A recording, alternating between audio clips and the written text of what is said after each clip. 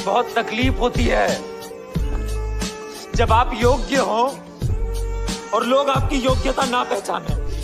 तो movie start होती है और हम एक फुटबॉल स्टेडियम देख पाते हैं जहां पर एक बंदा बहुत जोरों से भागता हुआ आ रहा था और उसकी कंडीशन देख करके हमें समझ में आ रहा है कि वो बहुत परेशान है। एक्चुअल में इस स्टेडियम में कहीं पर बॉम्ब लगा हुआ है जो कि एक्टिवेट हो जाएगा अगर इस स्टेडियम की नॉइस 100 डेसिबल से ऊपर हो गई। मींस जो लोग यहाँ पर शोर मचा रहे हैं अगर उनका शोर 100 डेसिबल से ऊपर हो गया तो ये पूरा स्टेडियम ही ब्लास्ट हो जाएगा। तभी उस बंदे को एक कॉल आता है जो कि उसी बॉम्बर का था और उन दोनों की बात को यहीं पर खड़ा हुआ एक फैन सुन लेता है और वो उस बंदे से पूरी बात पूछता है जिस पर उसने भी उसे सब कुछ बता दिया। अब वो फैन काफी ज्यादा परेशान हो जाता है कि वो लोगों को कैसे बचाए क्योंकि गोल होने ही वाला था और अगर गोल हो गया तो पब्लिक बहुत जोर से चिल्लाएगी, इसलिए अपनी टी शर्ट से फेस को ढक कर वो मैच को खराब करने चला जाता है। उसका ये आइडिया वर्क तो किया पर वो कितनी देर तक ही रोक पाता। कुछ देर के बाद वो पकड़ा जाता है और गेम कंटिन्यू हो गया। इसके साथ ही सीन शिफ्ट होता है पास्ट में और हम देख पाते हैं एक सबमरीन को जिसके अंदर बहुत सारे ऑफिसर्स बैठे हुए थे और इनका लीडर था कांगू। दोस्तों कांगू वही बंदा है जिसे आपने भी मूवी की स्टार्टिंग में देखा था। ये इन सभी का लीडर है और इसे अभी भी पता चला है कि दुश्मनों ने इनकी सबमरीन पर हमला कर दिया है, पर अनफॉर्चुनेटली अब बहुत ज्यादा देर हो चुकी थी और सबमरीन डूबने लगती है। जिसके साथ ही ये सीन यहीं पर कट होकर वापस स्विच होता है कुछ सालों के बाद और हम देख पाते हैं कांगू अभी जिंदा है। वो उस सबमरीन में नहीं मरा था पर फिलहाल वो नेवी में नहीं है और आज उसका प्रेस में एक इंटरव्यू है जिसके लिए वो जा रहा है। पर तभी उसके फोन पर एक कॉल आता है। दूसरी तरफ से एक अननोन बंदे ने उसे बताया कि उसने 2 बॉम्ब प्लांट किए हैं, एक मेयर के घर में और दूसरा एक अम्यूजमेंट पार्क में। उसके पास बस 60 मिनट है, वो चूज कर ले वो किस जगह को बचाना चाहता है। कांगू को लगता है कि शायद कोई उसके साथ प्रैंक कर रहा है तो वो उसकी बातों को सीरियस नहीं लेता और चला जाता है प्रेस कॉन्फ्रेंस में। इस बीच उस पर बहुत सारे एलिगेशंस लगाए जा रहे थे पर कांगू उनका कोई भी रिप्लाई नहीं देता और वो शांति से उनकी सारी बातें सुनता जाता है। यहीं पर दूसरी तरफ मेयर को एक पार्सल रिसीव होता है और जब वो उस पार्सल को खोलते हैं कि इतने में ही उनका पूरा घर ही उड़ जाता है। दैट मीन्स वो बॉम्बर प्रैंक नहीं कर रहा था बल्कि वो सच बोल रहा था। ये बात अब कांगू को भी समझ में आ गई है और दूसरी तरफ कांगू की वाइफ जो कि सिटी की सबसे बेस्ट बॉम्ब डिफ्यूजर है उसे उस अम्यूजमेंट पार्क में भेजा जा रहा है। इतने में ही कांगू को एक बार फिर से उसी बॉम्बर का कॉल आता है जो उसे बताता है कि इस बार बॉम्ब उसने एक स्टेडियम में लगाया है। अगर तुम वहां के लोगों को बचाना चाहते हो तो बस तुम्हारे पास 60 मिनट है और हाँ पुलिस को बताने में टाइम वेस्ट मत करना क्योंकि अगर पुलिस को बताया तो 60 मिनट भी नहीं मिलेंगे। तो कांगू सीधा भागता है स्टेडियम की तरफ और ये वही सीन है दोस्तों जो हमने मूवी के स्टार्टिंग में देखा था। खैर वो रिपोर्टर तो गेम को रोक नहीं पाता पर कांगू को पता चल गया था कि वो बॉम्ब वीआईपी एरिया में रखा है तो वो तुरंत ही वीआईपी एरिया की तरफ जाता है। हालांकि उसने बॉम्ब ढूंढ जरूर लिया था पर अनफॉर्चुनेटली अब तक बहुत देर हो चुकी थी। दूसरी तरफ गोल हो जाता है और ऑडियंस इतना लाउड चिल्लाती है कि वो बॉम्ब एक्टिवेट हो चुका था।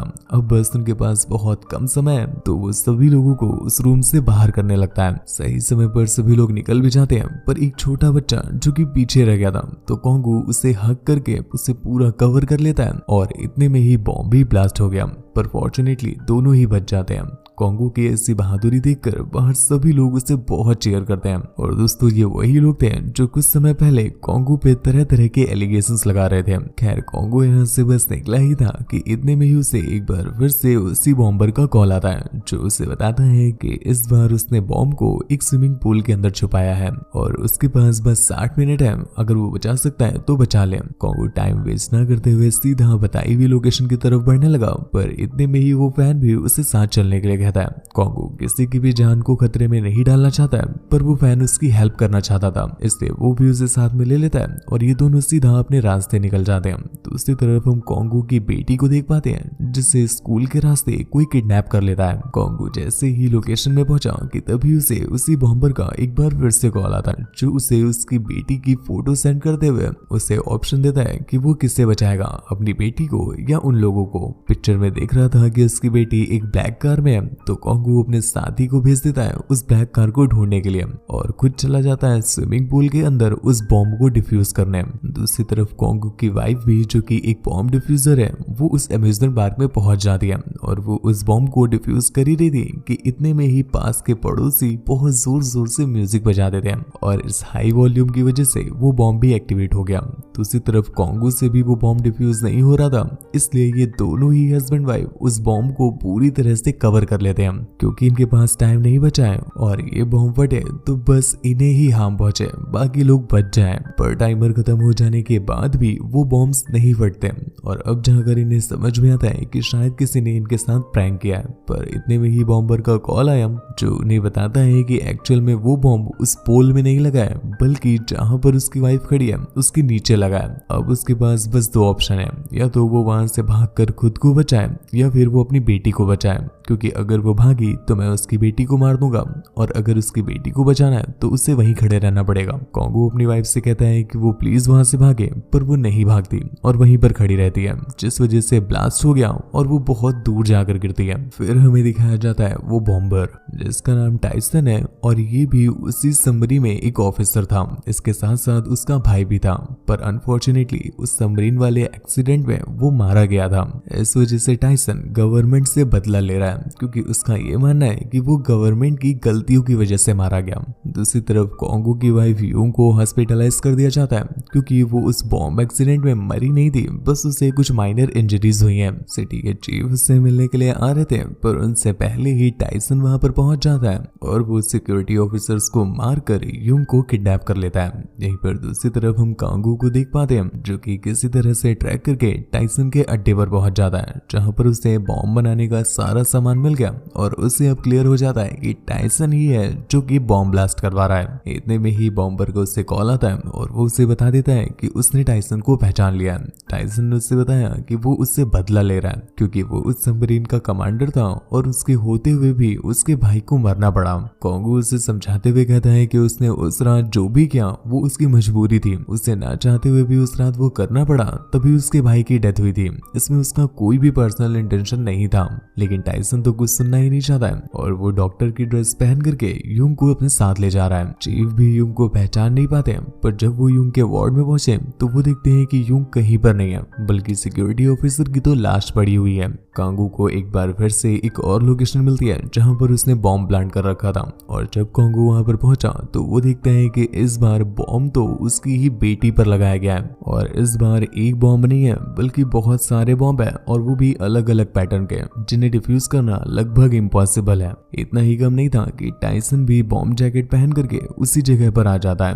कांगू उसे समझाते हुए कहता है कि प्लीज वो जो कर रहा है वो ना करे, वो गलत है, पर टाइसन बस उसे ही ब्लेम करता जा रहा था, जिसके साथ सीन स्विच होता है सीधा उसी सबमरीन वाली रात को। एक्चुअल में जब उस सबमरीन पर अटैक हुआ था तो इनमें से कोई मारा नहीं गया था, बस सबमरीन ही खराब हो गई थी। इस वजह से ये पानी में और डीप जाते जा रहे थे। ऐसे करते करते 11 दिन बीत जाते हैं पर इनके पास कोई भी हेल्प नहीं आती। तो बाकी के ऑफिसर ने अपनी कमांडर कांगू से पूछा कि हेल्प कब आएगी, तो कांगू ने बताता है कि हेल्प आने में भी 15 दिन और लगेंगे, पर अनफॉर्चुनेटली इनके पास इतना टाइम नहीं है क्योंकि सबमरीन में बस 20% ऑक्सीजन ही बचा है जो कि इनके लिए बिल्कुल भी पर्याप्त नहीं है। ये सुनकर वो काफी निराश हो जाते हैं कि तभी कांगू उनके पास आता है और अपने हाथों में कुछ धागे लेकर आया था। वो उन सभी को एक एक धागा चूज करने के लिए बोलता है और जब सभी ने धागा ले लिया तो कांगू ने बताता है कि जिनके हाथ में छोटे वाले धागे आए वो सब बच जाएंगे और जिनके भी हाथों में बड़े धागे आए उन्हें शहीद होना पड़ेगा